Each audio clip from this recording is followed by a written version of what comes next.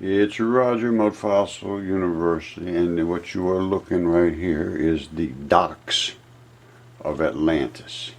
Now, Atlantis was a circular island nation that sunk at some point, collapsed, all recorded by Plato in one of his great works, and all passed down from the priests from Atlantis to Solon, which was one of his ancestors, and he had all the books. Now, this is the channels coming in, and these are the actual slips coming into what I think there might even still be some remnants of boats or whatever. Is there something's there? Those little spots, I don't know what they are.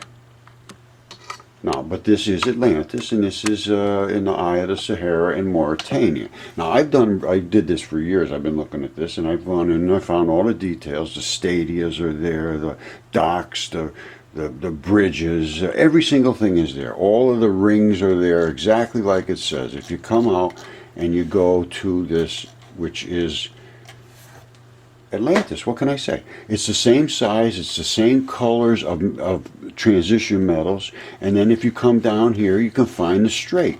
And they claimed that there was, everybody said it was outside the Straits of Gibraltar, which was the Pillars of Hercules. It wasn't outside the Pillars of Hercules, it was outside the Pillars of whatever this Pillars was. And this is the Straits. Originally, apparently, I believe, what it said was it was outside the Straits, and I think Plato said which must be the Straits of Hercules or something.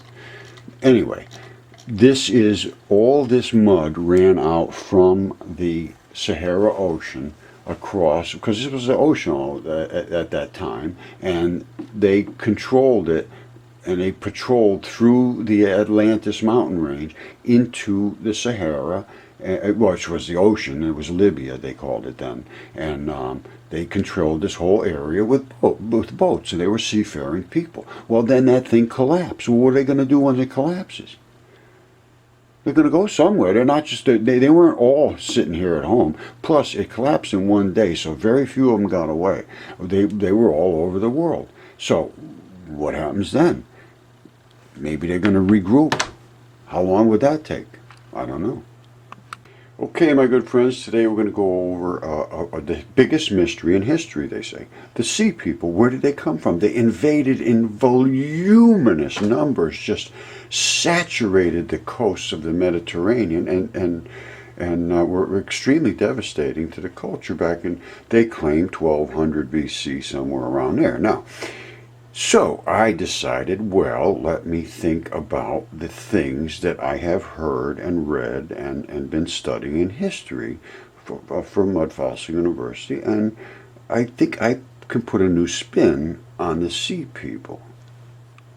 Now is where it gets real interesting, because this is on the surface. We can see this is above everything else. So this flood was after the Great Flood. As far as I'm concerned, the Great Flood must have happened prior to this, because this is on top. If the Great Flood happened afterwards, the Great Flood remnants would be on top of this, and I don't think they are.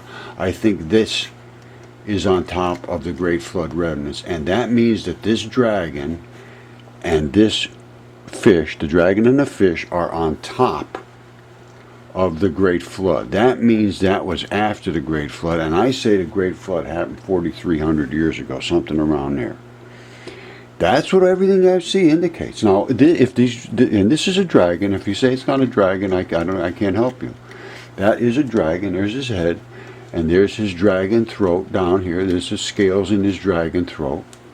These are all dragon scales, and that's his throat, and it runs all the way down to where it was cut by some sharp instrument, possibly a sword.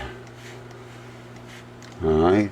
There was a statement else about somebody hitting this thing with a sword. Now, I don't know if that is true or not, but I can see that the blood ran out of that cut all over here. That is blood. If you go to a corner and you say, how did this thing die? He'll say he got a slice across his neck and he bled out of his neck. And this dragon goes all the way from here to the Mediterranean, and the tail is over here still.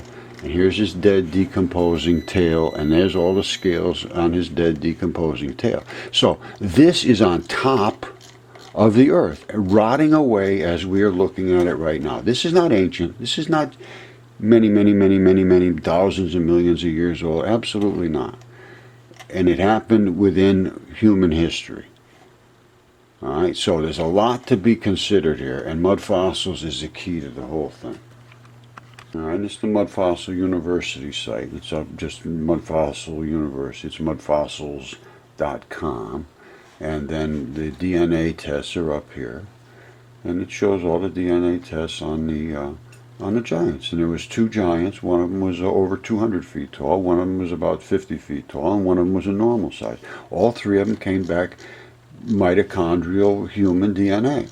So it's not, this wasn't a nuclear DNA, but they were all Homo sapien. This is modern human DNA in these giants. So they originated from the same mother, is what it says. Now it's time to look into this, because this is not just silly, it is our history and it's reality. So contact me, please. And I'm looking for somebody to do the documentary movie on this, because there's so much to be understood. I mean, there's a series going to have to happen. I mean, seriously, this is so stretching that it's not just a bone here and a mud fossil there. This is it covers every little detail of everything. All right, if you go back this is on my mud fossils. See, this was on my old channel, Mud Fossils. Is this thing here?